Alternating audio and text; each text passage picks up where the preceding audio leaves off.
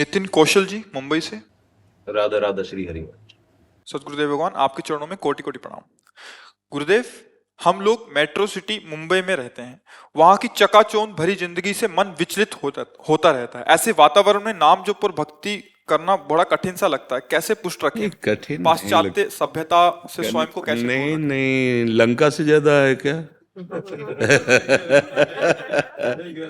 लंका में रह के जब विभीषण जी ने ऐसी भक्ति कर ली कि भगवान कह रहे हैं तुम सरीखे संत प्रिय मोरे, और महादेव जी कह रहे हैं कि उमा संत, ये विभीषण संत यही बड़ाई, वो करत मंद जो करे भलाई। ये लंका से ज्यादा तो नहीं। उस समय तो मतलब राक्षसी पूरा क्या होता है, हमारा ढुलमुल स्वभाव होता है, अभी पक्का नहीं बना।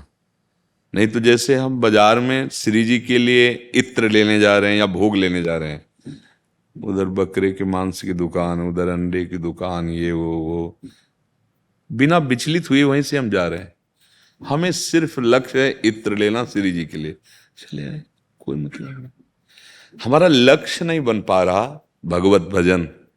जैसे आपके सर में दर्द भयानक शुरू हो जाए, अब आपको एक ही उपाय केवल दिखाई देगा। कोई बतावे क्या औषधि है, कोई कहेगा ये लेप लो तो आप तुरंत लेप लोगे, कोई कहेगा ये दवा खा लो, आप वहां चले जाओ, आप उस डॉक्टर आप मिलोगे, क्योंकि आपको पीड़ा हो गई है। अगर आपको पीड़ा हो जाए इस बात से कि इसी जन्म में मुझे भगवत प्राप्ति करनी है, अब आपको कोई नहीं रोक सकता। अब हम लोग क्या है कि हमारा जो मन है वो 5 ज्ञानेंद्रियों के साथ विषयों में बहुत सुख मान रहा है। सुन सुना के लग रहा है थोड़ा भजन होना चाहिए, थोड़ा कल्याण भी तो हो जाना चाहिए, पर उस टिकाऊ बात नहीं अंदर। तो जब भोग आते हैं, जब विक्षेप आता है तो हम फिसल जाते हैं। नहीं तो अगर दृढ़ हो जाए, हाँ निश्चित कोई फर्क नहीं पड़ने वाला। हजारों की सभा में हमें जिससे प्यार होता है उसकी स्मृति, उसकी झांकी कोई रोक पाएगा? आप सोचो, लाखों की सभा में बैठा है लेकिन याद में उसका प्यारा है जिससे वो प्यार किए हैं। तो हमारे प्यारे प्रभु हैं, उनके सिवा कोई है नहीं। जो भी प्यार जहां भी करता है वो प्रभु से ही करता है, पर जान नहीं पाता, क्योंकि शरीर से कोई प्यार नहीं करता, क्योंकि वो निकल जाए तो उसको फुकवा देता है वो, और उसको वो जानता नहीं, तो इसीलिए उसका प्यार झूठा है, सच्चा नहीं। जिससे प्यार किया उसको तो जाना नहीं, और जिसे जाना उससे प्यार नहीं किया, क्योंकि वो अंदर वाला निकल जाए तो कोई भी हो इस बात ढांचे को फुकवाना ही पड़ेगा। मतलब इससे प्यार नहीं किया। बोले किससे प्यार किया? बोले अंदर जो था। तो अंदर वाले को जाना क्या? तो बिन जाने न होए प्रतीति, बिन प्रतीत होए नहीं प्रीति। जब जाना नहीं तो प्यार कैसा? तो झूठा हो गया ला। इसीलिए सच्चा प्रेम मार्ग भगवान के चरणों का आश्रय, उनका चिंतन। पर हमारे लोगों की अंदर ऐसी धारणा बन गई है, भजन क्यों नहीं होता? धारणा का मतलब एक दृढ़ भाव बन गया है कि भोगों में सुख है। अब ये जब तक नहीं कटेगा तब तक आप एकांत कमरा ले लीजिए, कुछ नहीं बदलेगा। और अगर अंदर बात ये बैठ गई है कि भगवान में ही सुख है, जो शांति है, जो विश्राम है भगवान में, तो आप कहीं ले चलो, कहीं भी ले चलो। जो चल रहा है ना उसे रोक नहीं सकते तुम, क्योंकि दिमाग में बात बैठ गई है, मात तो बैठ गया है कि भगवान के सिवा सब झूठा है, सब नाटक माया का। तो चाहे जहां बैठा लो, आप टाकीज में चलो बैठ जाओ, टीवी चला दो, कुछ भी कर दो, यहां नहीं बंद होगा। जैसे आप कहीं भी है, बिहारी जी में भी खड़े हो, जो यहां चल रहा है ना वही देख पाओगे, बिहारी जी को नहीं देख पाओगे। इसलिए मुझे लगता है कि हम ये जो दलीलें पेश करते हैं कि हम गृहस्थ हैं, हम नौकरी पेशा वाले हैं, या हम अमुक जगह हैं, या हम विदेश में हैं, हम वहाँ भक्ति कैसे करें? नहीं नहीं, भक्ति अंदर का विषय, कोई नहीं रोक सकता। हमें अगर प्यार है, हमें अगर महत्व बुद्धि है और हमारा आकर्षण है, तो हमें कोई नहीं रोक सकता। 3 बातें देख लीजिए, हमारा भोगों में आकर्षण है, शरीरों से प्यार है, और महत्व बुद्धि धन में, पद में। अब भजन होना कर गया, अब भजन कैसे होगा? चाहे जहां बैठ जाओ, भगवान के पास भी बैठ जाओ तुम, अंदर की दृष्टि भगवान देखते। अब आप पैंट शर्ट में हो, अंदर से भगवान से प्यार करते हो, आप संत हो, आप भगवान के निज जन हो, आप महात्मा हो। महात्मा कोई किसी पद का नाम नहीं है बाहरी, भेष का नाम नहीं है, स्थिति का नाम है, स्थिति। बस ये प्यार का विषय है। जैसे ये यद्यपि उदाहरण जो है ये थोड़ा विपरीत बैठेगा अगर ना समझो। आपको ब्याही गई है और प्रेम उसका किसी और से पहले से सुदृढ़ है, अब आपके पास रह करके भी वो आपकी नहीं है। पूरे परिवार में सेवा करेगी सबसे, नहीं है। अगर उधर का कोई व्यक्ति दिखाई दे दे तो वो अवसर निकाल कर उससे वो कैसे हैं, क्योंकि हृदय से प्यार हो गया ना। इसे जार भाव कहते हैं। जार भाव मतलब ब्याही किसी और को और आसक्ति किसी और की। ठीक ऐसे ही अपने को भजन करना है। हमारा संबंध संसार से है और हम प्यार प्रभु को करते हैं, लेकिन हाँ, पति पुत्र परिवार सब पूरा भरा पूरा है, लेकिन अंदर से तड़पन है। दरस बिन दूखन लागे नयन, जब से तुम बिछड़े पिय प्यारे, कबहु न पायो चे। हे कृष्ण, हे गोविंद, एक बार मैं तुम्हें देख पाऊं, एक बार मैं तुम्हारे चरण पकड़ लूं, कब ऐसी कृपा हो। अब वो सब कार्य कर रहा है, पर अंदर ही अंदर उसका जो चिंतन चल रहा है, इससे भगवत प्राप्ति होती है। आंतरिक चिंतन से भगवत प्राप्ति होती है। इसी स्थिति को गोपीजन प्राप्त थी, जो सबसे महान प्रेम भूमिका को प्राप्त है।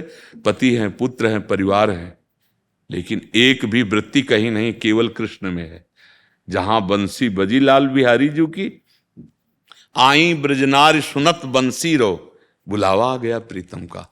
गृह पति बंधु बिसारे, स्मरण ही नहीं किसी का, और भागी जो जैसे थी वैसे। दर्शन मदन गोपाल मनोहर, मनसिज ताप निवारे, हर्षित बदन बंक अवलोकन, सरस मधुर धुनि गावे, मधुमय श्याम समान अधर धरि, मोहन वेणु बजाए। आकर के ललित त्रिभंगी लालजू का साक्षात्कार करती। ये व्याकुलता कैसे आई? वो घर में सब कार्य करते हुए श्री कृष्ण चिंतन, श्री कृष्ण रूप चिंतन, श्री कृष्ण लीला चिंतन, श्री कृष्ण नाम चिंतन। हाँ, आज ऐसा दूध दही के रूप में जमे कि लालजू आवे चोरी चोरी हमारा दही पाए। आज ऐसा दही मंथन से माखन निकले कि लालजू सखाओं के साथ आवे और डरपते हुए माखन। वैसी भगवान लीला करते। ये थामाम प्रपद्यन्ते तास्त्र, उनके हर समय चिंतन केवल कृष्ण। दही बेचने जा रहे हैं, बोलना चाहती दही ले ले दही, और निकल रहा है कोई गोविंद ले ले, कृष्ण ले ले, माधव ले ले। विक्रेतु कामा खिल गोप कन्या, मुरारी पादार्पित चित्त वृत्ति, दध्याधिकम मोह वसाद वोचत, गोविंद दामोदर माधवेति। बस यही भक्ति का स्वरूप है। तो बंबई में तो बढ़िया हो सकता है, कहीं भी अगर आप ये समझो, कहीं भी चले जाओ, आपके हृदय की प्रीति संसार में है तो आप संसार ही देखेंगे, संसार ही चिंतन करेंगे। और भगवान की है तो कहीं भी चले जाओ, भगवान का ही चिंतन होगा। इसलिए हमें लगता है सत्संग सुनो, नाम जप करो, और जहां हो अगर वहां पछाड़ मार दी तुमने तो फिर तुम्हें कोई हराएगा नहीं। अच्छा, गुफा में आप अगर भजन किए तो कमजोर हो गए, अब समाज में जब जाओगे तो विक्षेप पड़ेगा। और आपने बाजार में बैठ के अभ्यास किया है भजन का, तो गुफा में तो अपने आप समाधि लग जाएगी। समझ रहे? गृहस्थी में रह के भजन करके निकल गए ना, तो कोई परास्त नहीं कर सकता। वहां भजन कर ले गए, संयम में चल गए, तो बहादुर हो गए, बहादुर हो गए। ले बहादुर, खान पान, लोग, परिवार, रिश्ते नाते, सबके बीच में। और हमारी केवल एक ड्यूटी है, भजन। केवल एक ही ड्यूटी है, एक ही। और आपकी हजारों ड्यूटी होते हुए भजन कर ले गए। एक बार अम्बरीश जी का नाम सुनो, बहुत बड़े महाभागवत है ना। तो क्या हुआ कि उनकी बड़ी चर्चा भगवान करते थे। तो नारद जी ने कहा कि महाराज जी, अम्बरीश जी तो बहुत बड़े महाभागवत है ये, पर विरक्तों में भी तो एक से एक हैं। विरक्तों में एक से एक विरक्त, वो तो गृहस्थ धर्म से युक्त है। पर नारद जी एक काम करो, तो हमारे इस वैकुंठ के महल की 4 परिक्रमा लगाओ, और एक कटोरा घी दिया होगा, एक बूंद छलकने ना पावे, सुदर्शन चक्र पीछे रहेगा। अगर एक बूंद भी गिरा तो आप करके आओ। उत्तर दे रहे हैं भगवान, और वो समझ नहीं पाए। और भगवद आज्ञा और घी, पूरा द्रवित घी, अगर कदम कहीं हिला तो एक बूंद गिरा तो सुदर्शन पीछे है। पूरी करके आ गए। बोले प्रभु गिरा नहीं, बोले हाँ ये तो प्रमाण है, सुदर्शन जी साथ चल रहे थे, अगर गिरा होता तो आपको। बोले कितनी बार नारायण जपा? और बोले जपले की बात थी, पूरी घी में दृष्टि थी कि अगर एक बूंद छलका तो सुदर्शन जी पीछे। बोले गृहस्थ में हजारों कार्य हैं, हजारों कार्यों को करता हुआ वो मेरा नाम जपता है। राज चक्रवर्ती सम्राट थे अम्बरीश जी, हाँ राजपद पर बैठा हुआ सब कार्य करता हुआ, सावई मना कृष्ण पदारविंद। ये ऊंची बात। ये जैसे कोई कह देता है कि हम गृहस्थ हैं, तो हमें लगता है तुम अपनी बात को समझ नहीं पा रहे हो। तुम विशेष भक्त हो, तुम सेवा परायण हो। हम लोगों का उदर पोषण कहां से होता है? भगवान तो करते हैं, लेकिन निमित्त किसको बनाते हैं? गृहस्थ को। हम वस्त्र कहां से पहने? गृहस्थ से। हम पैदा कहां हुए? गृहस्थ में। गृहस्थ धर्म कोई ऐसा धर्म नहीं। लोग कहते महाराज हम तो गृहस्थी हैं, तो गृहस्थी का मतलब समझते हो? चाहे जितना बड़ा महात्मा हो, माता पिता से तो पैदा हुआ है, वो माता पिता गृहस्थी तो होंगे। चाहे जितना बड़ा महात्मा हो, भिक्षा किसके दरवाजे? गृहस्थ के दरवाजे। तो आप लोग अगर भजन थोड़ा भी कर लो, बस बुरे आचरण ना करो, तो आपको भगवान मिल जाएंगे। क्योंकि आप लोगों के द्वारा बहुत से ऐसे मंगल कार्य होते रहते हैं। आप आए, 100 रुपया कमाना कितने मेहनत की बात, वो निकाल देती है। महात्मा लोग 4 लोग दाल रोटी लाए, खाए, कीर्तन किया, और वो जितनी देर कीर्तन कर रहे हैं, आपका परम मंगल होगा कि नहीं? और उनको वस्त्र मिल रहा है, भोजन मिल रहा है गृहस्थी से, और आप इसके बाद आप भी भजन कर रहे हैं, बुरे आचरण नहीं कर रहे, तो आप सर्वश्रेष्ठ तो हो ही जाएंगे। क्योंकि हमारी तो केवल एक ही ड्यूटी है, भजन। और अगर हम अपनी ड्यूटी ना निभा पाए ना, तो दुर्गति होगी पक्का। क्योंकि हमारी केवल एक ही ड्यूटी है। सब सुविधाएं हमको केवल इसीलिए दी जा रही हैं कि आप केवल भजन कीजिए, और आपके लिए बहुत सी ड्यूटी है। आप किसी के पति हैं, आप किसी के पुत्र हैं, किसी के भाई हैं, कितने संबंध हैं, और सबका निर्वाह करते हुए राधा राधा राधा राधा राधा। इसीलिए हमका 24 घंटा में यदि 24 मिनट भी आप भजन कर लोगे ना, तो बाजी जीत जाओगे। 24 घंटे में 24 मिनट भी भजन। तो ये तो कमजोरी रखना मत कि आप चकाचौंध में हैं। मेरे ही प्रभु का तो चकाचौंध है, हर जगह उन्हीं का तो है। कुछ नहीं, हम उसको निगेटिव ना ले, पॉजिटिव ले। भाई बहुत सुंदर दिखाई दे रहा है, बहुत खेल रहे हैं, बहुत ऐसे हंस रहे हैं, नाच रहे, गा रहे, मेरे प्रभु का लीला विलास चल रहा है। 3 गुण है, सतोगुण, रजोगुण, तमोगुण। 3 लीलाएं हैं, जन्मना, पालन होना, मरना, यही लीला चल रही है।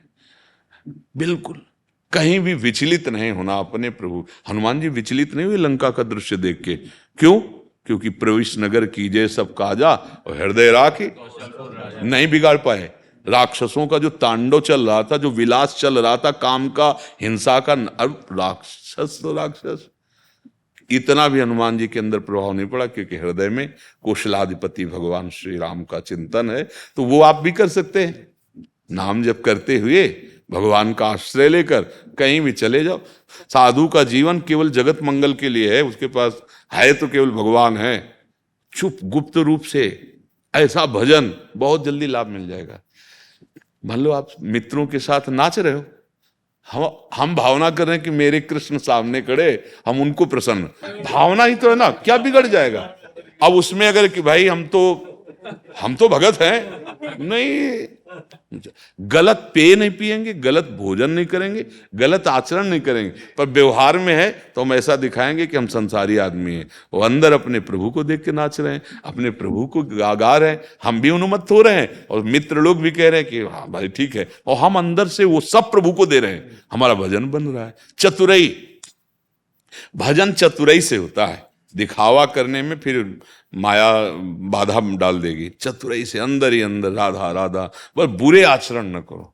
सबसे पहला भजन का नियम है, जैसे हाँ, अब जैसे शराब, मांस, पराई माता बहनों की तरफ गंदी दृष्टि, और ये सब हिंसा, चोरी, फिर तो दुर्गति होगी, चाहे कोई भी हो। अगर ये सब नहीं कर रहे हो और थोड़ा नाम जप कर लो, और सब जो सेवाएं कर रहे हो भगवान को समर्पित, पक्का भगवत प्राप्ति हो जाएगी। हमारी बात मान लो, ये हम शास्त्र सम्मत कह रहे हैं। हाँ पक्का हो जाए। ज्यादा मेहनत की जरूरत नहीं होती भगवत प्राप्ति में।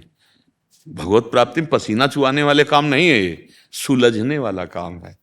पूरी गीता सुनी, और अर्जुन जी को जो प्राप्त हुआ तो केवल स्मृति, बोले नष्टो मोहा स्मृति लब्धा, मोह का नाश हो गया, भगवत स्मृति जागृत हो गई। अगर आप राधा राधा राधा राधा, सब बढ़िया, सब मंगल, जो दुख सुख आवे उनको सह लो, राधा राधा राधा। दूसरों की सेवा, गंदे आचरणों का त्याग, पक्का भगवत प्राप्ति, चाहे जहां रहो भगवत प्राप्ति। ऐसा नहीं अगर हम किसी देश विशेष में सोचें कि वहां जाने से भगवत प्राप्ति होगी तो घाटा हो जाएगा। अगर हमारा मन नहीं बदला तो कहीं भी चले जाओ प्यारे, कहीं भी चले जाओ।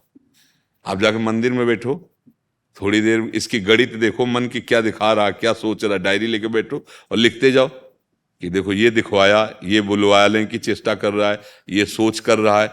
वो 1 मिनट नहीं टिकेगा ठाकुर जी में। एक बार कृष्णदास नाम के बड़े महात्मा थे, यही हमारे गिरिराज जी के, श्रीनाथ जी के सेवक थे। वो श्रीनाथ जी के श्रृंगार के लिए आगरा जाया करते थे। तो वहां बहुत सी भीड़ लगी हुई थी ऐसे, तो कौतूहल बस वो भी देखने लगे। तो एक नवयुवती वैश्या नृत्य के द्वारा लोगों को रिझा के धन ले रही थी, गान कर रही थी अपने परिकर के साथ। अब ये भी खड़े हो गए बाबा जी। तो लोग ये मन में सोच रहे थे कि बाबा जी वैश्या का नाच देखने आए, और वो बड़ी एकाग्रता से उसे देख रहे थे। इसके बाद जो ठाकुर जी की सेवा के लिए पैसा ले गए थे ना, तो 10 रुपए निकल, उस समय 10 रुपए बड़ी कीमत, 500 वर्ष पहले 10 रुपए की, तो 10 रुपए जे हुई तो वैश्या तो नजदीक आ गए कि बड़ा धनी बाबा। अब श्रीनाथ जी के वो पार्षद, उनके पास क्या कमी थी, वो लुभायमान वैश्या आए नजदीक। तो जैसे वो करके सलाम करके, तो कृष्णदास जी ने कहा कि हम तुम्हें एकांत में बुलाना चाहते हैं, जितना रुपया कहोगे देंगे। तो उनका आप पता लिखिए। वो तो पैसा के लिए ही थी, उन्होंने सोचा मतलब अजीब बाबा जी है। उनका 1000 मुद्रा देंगे। आप बुलाया, पूरा परिकर सहित है। हाँ आप नाचिए, अकेले बैठे थे, अब नृत्य कीजिए, गान देखा। बोले लायक हो तुम, लायक हो, ऐसे शब्द बोले। तो उसको लगा, तो उन्होंने कहा कि तुम्हारे परिकर को जितना धन चाहिए मैं तुम्हारा दे सकता हूं, तुमको हमारे साथ चलना होगा, हमारे बादशाह के सामने नाचना होगा, निहाल हो जाओगी तुम, किसी के आगे नाचने की जरूरत नहीं पड़ेगी। वो समझ नहीं पा रही थी, तो 1,000 मुद्रा उनके जनों को दी जो जाने गाने, और उससे कहा चलो हमारे साथ, तुम निर्भय रहना। तो जैसे पिता के साथ पुत्री जाती है, ऐसे साथ लेके आए, और अपनी कुटिया के बगल में एक कुटिया, और पूरे ब्रजमंडल में फैल गया कि यार बाबा जी वैश्या, नवीन वैश्या लाया है। अब सबकी भावना, राधा कुंड, मानसी गंगा, सब जगह स्नान कराया। और एक पद जो ठाकुर श्रीनाथ जी की शोभा का पद था, ललित त्रिभंगी मुरली मनोहर ठाकुर जी, ये, और बताया कि ऐसे ऐसे, और वैसे ही नाचना जैसे किसी को रिझाया जाता है ना बादशाह को। और ले गए फिर श्रीनाथ जी के पास, 4-6 दिन स्नान सब जगह करवा के सिखा के, और बोले निहाल हो जाएगी तो मेरे बादशाह को रिझा ले। मैं समझ गया था कि बादशाह की कृपा है, तभी मेरी नजर तेरे ऊपर गई। देखो उनका भाव क्या, लोगों के भाव क्या है, देखने में अलग हो सकता है। ले गए श्रीनाथ जी से कहा आगरे में हम जाते हैं आपके लिए सुखद सामग्री लाने, तो एक सामग्री ये भी लाए हैं, आप स्वीकार करो, आपके लिए ही लाए। और उसने जे भी तान बंधान के साथ गान शुरू किया, वो तो कला प्रवीण थी। पूरा नृत्य होते होते उसके सामने साक्षात भगवान विराजमान। जे भी ऐसे करके वो ऐसे देखा, कोटि मनमथ हारी भगवान श्री कृष्ण, प्राण निकल गए। उसी समय प्राण निकल गए और भगवान के नित्य धाम को गए। कृष्णदास जी ने कहा स्वीकार कर लिया। तो अब देखो दृष्टि पड़ी वैश्या पे, पहुंचा दिया श्री कृष्ण के पास। अगर चिंतन हमारा ठीक है तो कहीं कोई विक्षेप नहीं, और चिंतन ठीक नहीं तो सब कर, चिंतन ठीक कर लो, कहीं भी रहो, सबका मंगल होगा। सत्तरति सत्तरति सा लोकांतार्यत मम भक्ति युक्तो भुवनम पुनान। भगवान की 3 लीला है, एक है सृजन करना, एक है पालन करना, और दूसरा है संहार करना। बिल्कुल जितना महत्वपूर्ण सृजन करना है, जितना महत्वपूर्ण पालन करना है, उतना ही श्रृंगार लीला है। तो हम कभी जैसे इन पदों पे है, कर्नल ऐसे, सूबेदार, मेजर ऐसे, तो हम उनके खान पान पर शर्त नहीं रखते कि आप जिस भी परिस्थिति में हो, जहां भी हो, राधा राधा राधा चिंतन करो, भगवान नाम, और निर्वाह करो। और जब आप रिटायर हो जाओगे तब आपके ऊपर लागू हो जाएगा, फिर आपके ऊपर कानून लागू हो जाएगा, आप ऐसे चलिए, आप ऐसे चलिए। अभी तो आपका एक ही कानून है, हमारे राष्ट्र की सुरक्षा कीजिए और राधा राधा कीजिए, और जो मिले जैसे मिले प्राण पोषण करते हुए अपने प्राण रूपी पुष्प भारत माता के चरणों में समर्पित कीजिए। एक मतलब धर्म का अलग अलग सिद्धांत होता है। व्यक्ति एक ही व्यक्ति है, अवस्थागत परिस्थितिगत उसका सिद्धांत अलग बदल जाएगा। तो उससे मुझे जैसा लगता है कि इसमें जो आदेश हुआ उसका वैसे पालन करना है। हाँ, नाम जप करते रहिए और भगवान का आश्रय लेकर के आगे बढ़ते रहिए। इसमें दुखी होने की, जो राष्ट्र के सेनापतियों का आदेश है जिसके आप अंतर्गत हो, बस उस आदेश का पालन कीजिए। वो मतलब अलग डिपार्टमेंट है, अलग विभाग है उसमें। ये तो अगर हम मूंग की दाल और रोटी और मूली और पालक की छौंक ये सात्विक पवाया जाए किसी एक व्यक्ति को 1 साल तक, उसका मन ही नहीं करेगा किसी को गोली मार दे, क्योंकि सात्विक हो जाएगा। उसकी वृत्ति नहीं हिंसा कर सकती, तभी तो साधु का भोजन सात्विक होता है, फिर इसीलिए सर्वत्यागी बन जाता है। उसको कोई मारे तो भी नहीं मार सकता वो। पर आप जहां हो, जरूरत तो वहां इस त्याग की नहीं है। तो उस समय दया या करुणा या मैत्री इन सब भावों का वहां महत्व नहीं, वहां उस समय शत्रु पक्ष विराजमान है। और हमें अपने अगर 4 घुस आए तो 400 को मारेंगे, नहीं मारे हमारी प्रजा को, हमारे समाज को वो पीड़ा पहुंचा देंगे। तो वो अपनी जान की बाजी खेल करके वो हिंसात्मक वृत्ति नहीं धारण करेगा तो वो राष्ट्र का सेवक राष्ट्र रक्षा कैसे करेगा? हिंसात्मक वृत्ति तो धारण ही वहां करनी पड़े। देखो, अलग अलग, हम यही कह रहे हैं, अलग अलग व्यक्ति की अलग अलग अवस्था पर धर्म का स्वरूप बदल जाता है। कहीं कहीं हिंसा ही परम धर्म हो जाता है, वहां जरूरी है। अगर हिंसा नहीं की तो अब अधर्म हो जाएगा, अब पतन का मार्ग खुल जाएगा। तो ये देखना है, जहां जिस पक्ष में हमारी ड्यूटी लगी है उस पक्ष में बिल्कुल सावधान होकर रहना। तीनों लीलाएं आवश्यक हैं और बराबर होंगी, कोई रोक नहीं सकता। जैसे सृजन होना, पालन होना, ऐसे संहार होना, ये तीनों लीलाएं भगवान की चल रही। तो इसलिए गंभीरता पूर्वक निर्वाह कीजिए, नाम जप करते रहिए। हाँ, साधु हृदय है तुम्हारा, इसलिए उसका दुख तो होगा, पर अब भगवान की लीला से तो तुम वहां लगे हो ना ड्यूटी में, तो फिर उस ड्यूटी का निर्वाह कीजिए। ड्यूटी का वो राष्ट्र सेवा है। हम राष्ट्र सेवा को भजन मानते हैं, बिल्कुल। जब हमारे सामने आर्मी के आते हैं ना पदाधिकारी जन, तो हम वैसे देखते हैं जैसे संत आते हैं। इनको पहाड़ में लगा दो तो पहाड़ में लगे हुए हैं, रात दिन प्राणों को मोह छोड़कर, परिवार का मोह छोड़ करके, पता नहीं किस समय तिरंगे में लिपट जाए, पता थोड़ी होता है। तो हमारे देश की रक्षा में वो वहां बेचैन, तो यहाँ हम चैन से भजन कर रहे हैं। अगर वहां वो, तो फिर हम भजन नहीं कर पाएंगे। इसलिए राजा और राज सैनिक सदैव बंधनीय रहे हैं कि हमारी प्रजा को, अब मतलब जो धर्म शास्त्र के अनुसार है, वो अपने पुत्रवत प्यार करते हैं प्रजा को, वो अपने प्राणों का बलिहार करके प्रजा की रक्षा करते हैं। तो उनका आहार विहार उस पर नजर नहीं की जाती। हाँ, अपने लोग आहार विहार पर नजर करते हैं, क्योंकि हमारा काम है क्षमा करना।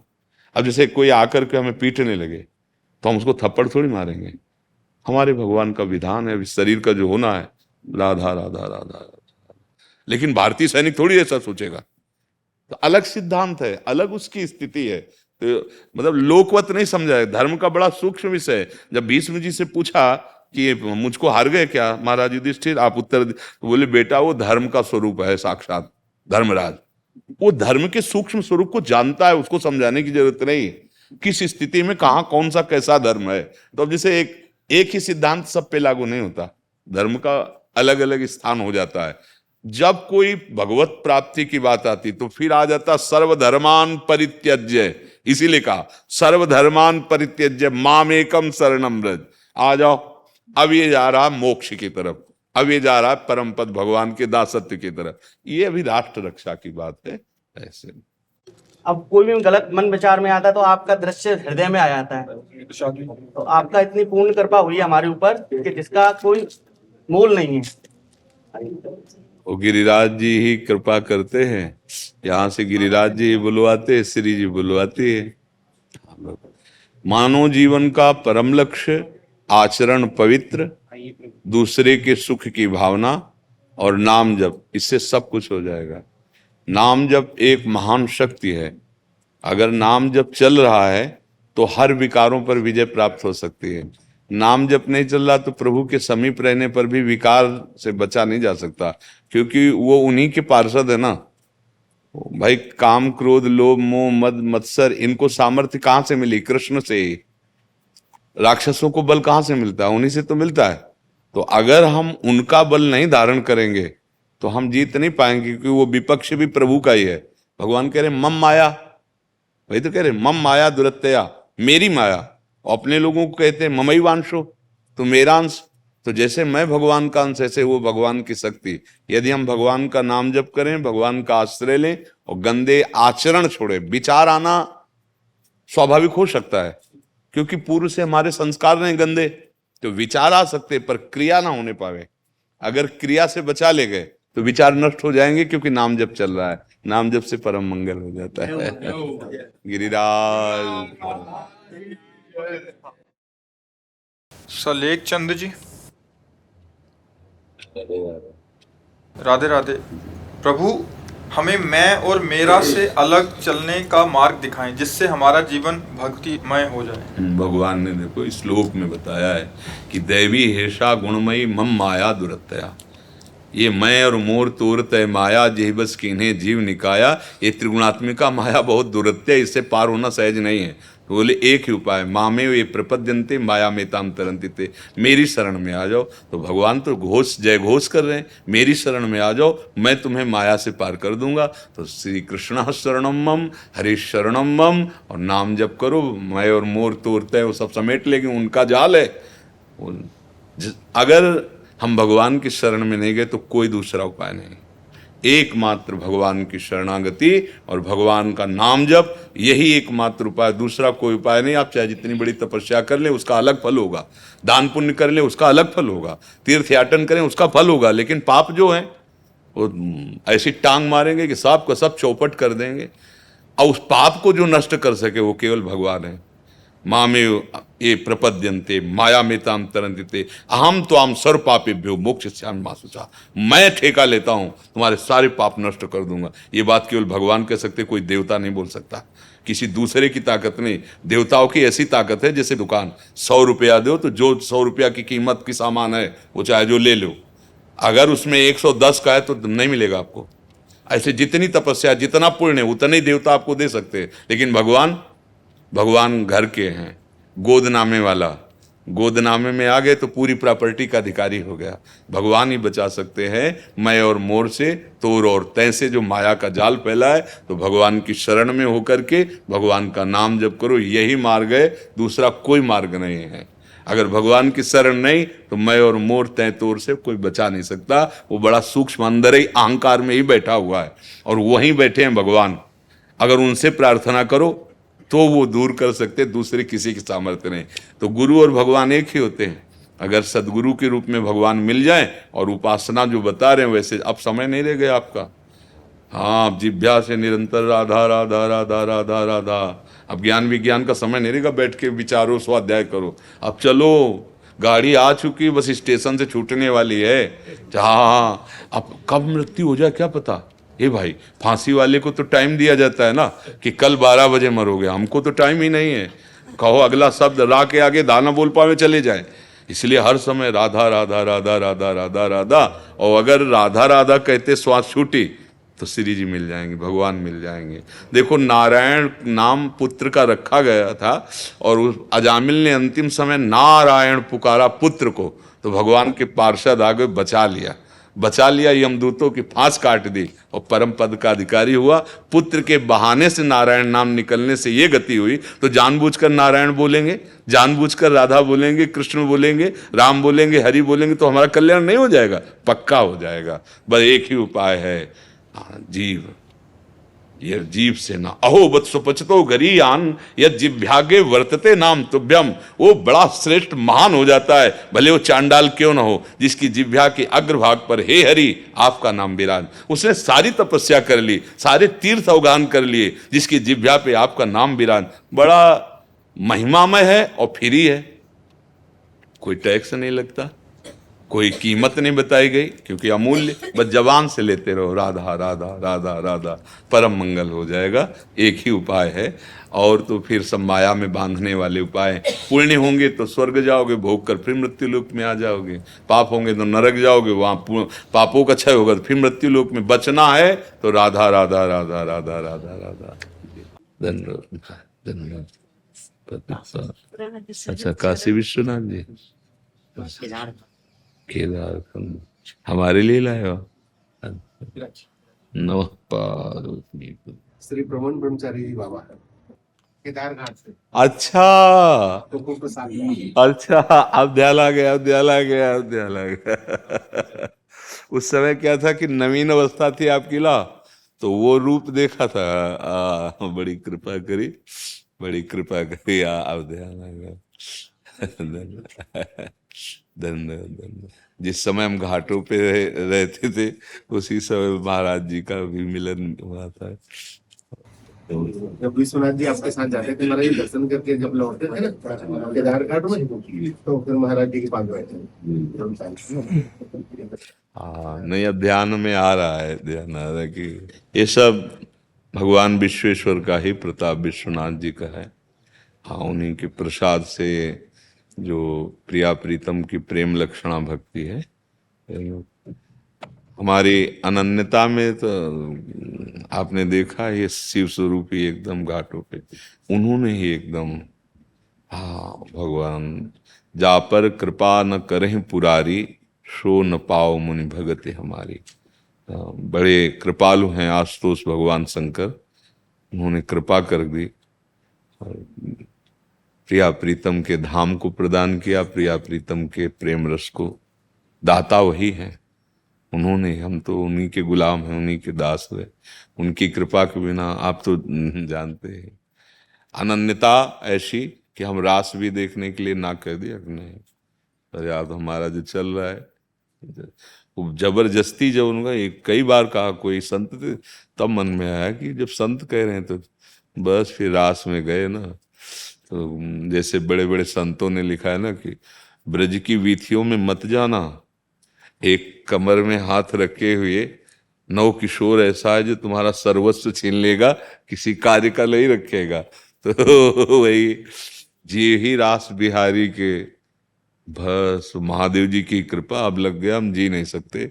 यही हमको ले गए थे पहले, आप जब वहाँ थे के यहाँ पास, तो हमको बोले कि बहुत बड़े महात्मा जी हैं, बहुत विरक्त हैं, किसी से कोई मतलब नहीं रखते हैं और आप उनके दर्शन करने चलिए। तो हम आए थे तो पहले आपको तुलसी घाट पे दर्शन आपका मिला था। हाँ, तुलसी घाट से लेकर मणिकर्णिका घाट तक इतनी हमारे घर था, घाटों किनारे, दिन में दोपहर के पंडा की छतरी में, तो शाम के आके तुलसी घाट में इसलिए बैठते थे कि वहाँ कुछ देने वाले लोग आ जाते थे, तो कमंडल का ढक्कन ऐसे रख देते, कोई सतुआ या कोई बर्फी, जैसे दो चार लोग ऐसे थोड़ा, तो उसी से बस प्राण पोषण हो जाता था।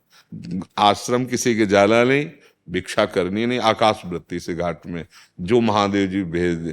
तो वहाँ घाटों में कौन भेजे, तो तुलसी घाट में इसीलिए आते थे कि वहाँ कुछ जैसे भिक्षुक जन बैठते थे ना, तो उसी पंक्ति में बैठ जाते थे जो जाता था। जब तक हमारा लक्ष्य दृढ़ नहीं होगा, तब तक हम काम क्रोध लोभ मोह मद मत्सर देहाभिमान इनको मिटा नहीं सकते। जब लक्ष्य दृढ़ हो जाता है, तब फिर तितिक्षा प्रकट होती है। उसी में इतनी सामर्थ्य है कि हर द्वंद्व को क्षय कर अपने आराध्य देव को प्राप्त करने की। नहीं तो जहां मनोहर बाटिकाएं माया सामने पेश करती है, करो मनोरंजन थोड़ी देर, बहुत थक गए हो, फिर मनोरंजन हो। राम काज कीन्हे बिनु मोहि कहाँ विश्राम। जब तक भगवत साक्षात्कार नहीं, तत्वबोध नहीं, तब तक माया बाटिका में भ्रमण नहीं करना चाहिए। नहीं तो साधु का, साधक का, परमार्थ के पथिक का लक्ष्य भ्रष्ट हो जाना निश्चित हो जाता है। जहां मनोहर बाटिका माया सृजन की सामने कुछ न कुछ वासना तो रहती है ना, तो वो जो तरंग मात्र रहती है वो समुद्रवत हो जाती है, बहुत जल्दी फैल जाती है। तो इसीलिए उपासक को जब तक भगवत साक्षात्कार न हो जाए, मतलब चना भुन गया, अब उसमें अंकुरण होने का गुंजाइश नहीं रह गया, इस ऐसे नहीं। स्वात्मा रामम विषय मृग तृष्णाम भ्रमयति। जो आत्मा राम पुरुष हैं वो विषय रूपी मृग तृष्णा में भ्रमित नहीं होते। एक बार आत्म तत्व का बोध या भगवत साक्षात्कार, दोनों एक ही स्थिति होती है। मम दर्शन थल परम अनुपा, जीव पाव निज सहज स्वरूपा। भगवान श्री राम जी कह रहे, जीव ही मेरा साक्षात्कार हुआ, स्वरूप बोध हो गया, या स्वरूप बोध हो गया तो हो गया सब कुछ, वो एक ही है। आज के सत्संग में जैसे था, जैसे ब्रह्मभूत महापुरुष की स्थिति होती है, ब्रह्मभूता प्रसन्नात्मा न सोचति न कांक्षति। ऐसे ही महान भक्ति की स्थिति होती है। यत यत प्राप्य न किंचित वांछते न स्वेचत न सोचते न द्वेष्टे न रमते नोत्साही भवते। जिस परम प्रेम को प्राप्त होकर उसकी कोई चाह नहीं रह जाती, कोई सोच नहीं रह जाती, किसी से द्वेष नहीं रह जाता, कुछ भी प्राप्त हो न रमते न रमते, चाहे ब्रह्मा का पद के हो, न पारमेष्ठम न महेंद्रधिष्णम न सार्वभौमम न रसाधिपत्यम न योग सिद्धिर अपुनर्भवम वा। नहीं नहीं नहीं, न रमते नोत्साही भवत। ये तो स्थिति प्रेमी और ज्ञानी के लिए तो हाँ। अब अगर हम इन दो स्थितियों को नहीं प्राप्त किए तो फिर महाबली ये हैं काम क्रोध लोभ मोह मद मत्सर, और ये फौरन अपना जाल फेंकेंगे और हमारे दौड़ते हुए कदमों को फंसा के गिरा देंगे। इसलिए जरूर जरूर ये जीवन अब मनोरंजन में नहीं, ये जीवन पूर्णता में होना चाहिए। जब बोध हो जाएगा खत्म खेल। अब विपक्ष पर विजय प्राप्त कर ली, स्वराज्य पर बैठा हुआ है, अब तो क्या है, अब तो शासन है उसका, प्रकृति उसके अधीन होती है। ब्रह्मबोध संपन्न महापुरुष की शरीर सेवा दासी की बात प्रकृति करती है, वो शरीर से तो परे है। ऐसे ही प्रेमी होता है। पांचों भूले देह शुद्धि, छठे भावना रास की। वो देह शुद्ध विस्मृत किए हुए प्रकृति माता की तरह उसका पोषण करती है व्यवहार का, और वो अपने स्वरूप में स्थित रहता है। भक्त का भी स्वरूप है, इसमें भावना का स्वरूप होता है। जैसे आत्म तत्व है, इसका कोई स्वरूप नहीं है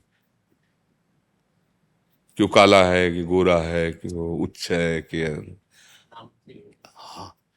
जो आप भावना करेंगे इसका प्रभाव इतना, पावर इतना है, उसी में तन्मयता हो जाती है। जैसे पुरुष अब हो गए, हमारा स्वरूप थोड़ी है पुरुष। तो भक्त क्या करता है, प्रबल भावना करता है। अब वो विशुद्ध भावना है। दास एक ही तत्व है, दो नहीं है। भेद से अभेद और अभेद से भावात्मक भेद। क्योंकि अगर ये द्वैत बना रहा माया जनित तो काम बना नहीं। देखो गोपीजनों को अद्वैत स्थिति, गोपीजन अपने जित देखूं तित श्याममय है। कोई द्वैत रह गया क्या? तो जित देखूं तो इधर भी तो ना, वो स्वयं वर्णन करती स्थिति। कान भय प्राण में, प्राण भय कान में, ही में ना जान परे कान है कि प्राण है। ये तो इधर अंतर की दशा है। और बाहर जित देखो तित श्याममयी, एकाकार वृत्ति हो गई। अब प्रेम गलियत साकरिता में दो न समाये, एक स्थिति आई और जो ही बाहर निकला द्वैत से अद्वैत स्थिति। एकाकार ब्रह्म नहीं, माया नहीं, नहीं जीव नहीं काल, अपनी सुध न रही, एक रहे नंदलाल। कृष्णाकार वृत्ति। अब उस कृष्णाकार वृत्ति में दो दिखाई देंगे, दास और स्वामी, लेकिन उसका अस्तित्व नहीं है। मन कृष्ण, बुद्धि कृष्ण, चित्त कृष्ण, सर्वस्व कृष्ण, कृष्ण ही कृष्ण। केवल ढांचा दिखाई देगा पांच भौतिक मनुष्याकार, वो अंदर अब केवल भगवान विराजमान है। ऐसे ही ब्रह्मबोध संपन्न का ढांचा केवल दिखाई देगा, वो सर्वरूपधारी महापुरुष है। जितने रूप सब उसी के हैं, जितनी महिमा सब उसी के है, उसके सिवा कोई दूसरा है ही नहीं। सब उसका संकल्प है, सब उसका विलास है। इसीलिए वो निरपेक्ष रहता है। वो मननशील महात्मा ऐसा होता है जिसके पीछे भगवान चरण रज लेने के लिए घूमते हैं। निरपेक्षम मुनिम शांतम निर्वैरम समदर्शनम अनुब्रजाम्यहम नित्यम पुयेत्यंग्रेण भी। तो अपने को जो मार्ग मिला है, चाहे भक्ति का हो और चाहे ज्ञान का मार्ग हो, चरम अवस्था में पहुंचना है। जब तक ऐसी ऊंचाई में दौड़ के चढ़ जाओ कि कोई भी आग की आंच भी ना आने पावे, कामाग्नि, क्रोधाग्नि, लोभाग्नि, ये अग्नियां हैं, इनकी हृदय में आंच भी ना आने पावे। वो द्वंद्व विमुक्ता सुख दुख संगई, जो सुख दुख में समान भाव समस्त द्वंद्वों पर विजय प्राप्त किए हुए महापुरुष है परमानंद में। चाहे भक्ति मार्ग से चले, चाहे कर्म योग से चले, चाहे ज्ञान योग से चले, चाहे अष्टांग योग से चले, सबका एक ही लक्ष्य है, जो निर्विकल्प समाधि है। वो ईश्वर लीन अवस्था है। ईश्वर लीन अवस्था एक है संकल्पित समाधि, एक है निर्विकल्प समाधि, जिसमें संकल्प विकल्प की कोई गुंजाइश नहीं। वो परमात्मा स्वरूप योगी हो जाता है। ऐसे ज्ञानी ब्रह्म स्वरूप हो जाता है। और भगवत भजन के प्रभाव से तस्मित तज्जने भेदाभावात, प्रभु और प्रभु के जन में भेद का अभाव है, वो भगवत स्वरूप हो जाता है। वो प्रेम स्वरूप हो जाता है। जब तक इस ऊंचाई पर न पहुंच जाए तब तक कोई व्यवहार, कोई मित्रता, कोई पद, कोई योग्यता, ये सब अनर्थ का कारण बन जाएगी। कोई पद नहीं जब तक अपने प्रभु का साक्षात्कार नहीं, अपने स्वरूप का बोध नहीं, तब तक नहीं। अपने लोग क्या करते, थक जाते हैं, विश्राम करने लगते हैं, बस घाटा हो जाता है, थकान महसूस हो जाती है, विश्राम मनोरंजन वाटिका में कूद पड़ते हैं। मना खष्टान इंद्रियाणी प्रकृति स्थानी कर सती, बस अब वो अपने सहायकों के सहित अधीन कर लिए। अब गुरु छुड़ा दे तो छुड़ा दे, नहीं तो ऐसे दलदल में फंस जाता है। आप तो सब जानते ही हैं, ऐसे दलदल में फंस जाता है कि केवल वार्ता ज्ञान की होती है और स्थिति अज्ञान की होती है। तो परमानंद का अनुभव नहीं हुआ, जीवन व्यर्थ चला गया। वाचिक ज्ञान से ब्रह्मानंद का नायम आत्मा प्रवचने न लभ्या न मेधया न बहुना सुरते न, वो तो अनुभूत होना चाहिए, अनुभूत। तो नई अवस्था में जैसे अपने लोग तो नई अवस्था में पहले ब्रह्म साक्षात्कार, प्राणों का मोह छोड़ करके कूदना होता है इस मार्ग में। हाँ, प्राणों ब्रह्म साक्षात्कार, स्थूल सूक्ष्म कारण तीनों शरीरों का विस्मरण, अपने स्वरूप का बोध, तीनों शरीरों का विस्मरण, अर्थात त्रिभुवन में कुछ भी स्मृति न रह जाए। इतनी विवेक प्रचंड हो जाए कि सब भस्म हो जाए स्मृतियां। ऐसी भक्ति में मुरारी पादार्पित चित्त वृत्ति, सब क्रियाएं हो रही हैं लेकिन चित्त की एक एक वृत्ति श्री कृष्ण चरणों में। अब वो गंभीर मुद्रा में ममता और करुणा से रहित होता है जो ज्ञानी होता है, क्योंकि द्वैत में ही तो ममता और करुणा का बोध होता है। लेकिन प्रेमी अद्वैत स्थिति के आगे जो द्वैत, उसमें उसके केवल ममता और करुणा ही रहती है। ममता और करुणा, क्षण क्षण में रोता है, क्षण क्षण में हंसता है, क्षण क्षण में वो अपने समता सब संसार में और ममता श्यामा श्याम में, अगाध ममता केवल प्रिया प्रीतम में, और समस्त जगत में समत्व प्राप्त किए हुए वो महापुरुष कभी छिन छिन रुदन करंत, कभी याद में उनकी तड़प तड़प के रो रहा है। तो ऐसा लगेगा कि जीवन हो गया, मिले नहीं, पर ऐसा नहीं। तन मन के बिछुरे नहीं और चाह बढ़े दिन रैन, और कबहू संजोग न मानहि देखे भरी भरी नयन। ये जो प्रेम मार्ग है ना, तन मन के बिछुरे, ना तन से दूरी और ना मन से दूरी, छिन छिन बिहरत संग, अपने आराध्य देव के साथ ही रहता है प्रेमी उपासक। तो उनके दर्शन से कभी गा रहा है, कभी नाच रहा है, कभी उनकी लीला देखकर हंसी आ रही, तो कभी अचानक भाव बदल गया और रोना शुरू हो गया, पूरा जीवन हो गया। हमें लगता है अब नहीं मिलेंगे क्या, और तन मन के बिछुरे नहीं। ये प्रेम, महाबली प्रेम का ऐसा प्रभाव कि विस्मृति में डाल दिया, कभी नहीं मिलेंगे, चिल्ला चिल्ला के रोना शुरू। अचानक फिर रूप माधुरी जागृते, कृत्यता का अनुभव करते, समाधिस्थ है, शांत। फिर देखा वो मुस्कुरा रहे, गा रहा है, उनको रिझाने के लिए नाच रहा है। ऐसी जैसे अवधूत शिरोमणि ब्रह्म बोध संपन्न महापुरुष की स्थिति है। कभी फुटपाथ में भी पड़ा हुआ, कभी राजमहलों में पड़ा हुआ, उसको इससे कोई शरीर कभी पूजा कर रहा है, कोई जो नहीं महिमा जानते। देखो सुखदेव जी जब पधारे ना परीक्षित जी के पास, तो कुछ कंकड़ पत्थर मारने वाले भी पीछे लगे हुए थे। जब उन्होंने देखा इतने बड़े बड़े महापुरुष इनका आदर करे तो जरूर कोई नहीं तो समझ में आ रहे थे पागल हैं, क्योंकि दिगंबर थे और अपनी ब्रह्मबोध अवस्था में डूबे हुए थे। तो नई अवस्था में जब भगवत मार्ग में कदम रखे तो सबसे पहला कार्य करे, इंद्रियों को निर्विषय कर दे, मन को निसंकल्प कर दे और तन को लौकिक क्रियाहीन कर दे। तभी तो फिर अपने स्वरूप में आने का रास्ता खुलता है। और एक बार अपने स्वरूप का बोध कर लिया, बस हो गया। हमें बहुत अच्छा लगा आपके दर्शन से, क्योंकि उस समय भी